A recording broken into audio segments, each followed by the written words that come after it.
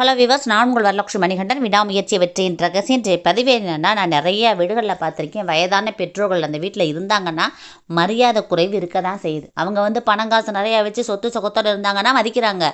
எல்லாமே பெத்த பிள்ளைகளுக்காக செலவழிச்சிட்டு ஒன்றும் இல்லாமல் நம்ம பிள்ளைங்க பார்த்துக்கணும்னு சொல்லி அவங்கள எதிர்பார்த்துட்டு இருக்கிற வீட்டுகளில் மரியாதை கிடையாது பெற்றவங்களுக்கு. பெற்றவங்களை எவன் ஒருவன் மரியாதை குறைவாக நடத்துகிறானோ அவன் வாழ்க்கையில் உருப்பட்டதாக சரித்திரம் இல்லைன்னு சொல்லி பெரியவங்கெல்லாம் சாஸ்திரப்படி சொல்லிக்கிட்டு இருக்காங்க. ஆனால் இப்போ உள்ள ஜென்ரேஷனுக்கு தெரியலை. நிறைய இடத்துல நான் பார்த்துருக்கேன், பெற்றவங்களை கை நீட்டி அடிக்கிற நிலைமை கூட இருக்குது இந்த காலத்தில். அதனால் பெற்றவங்களை எவன் ஒரு நல்லா பார்த்துக்கிறானோ அவன் நல்லா இருப்பானா. ஆனால் நிறைய வீடுகளை மனசாட்சி கட்டுப்பட்டு பெற்றவங்களை பார்த்துக்கிறவங்க இருக்காங்க. அவங்க வாழ்க்கையில் என்றைக்குமே நல்லா இருப்பாங்க.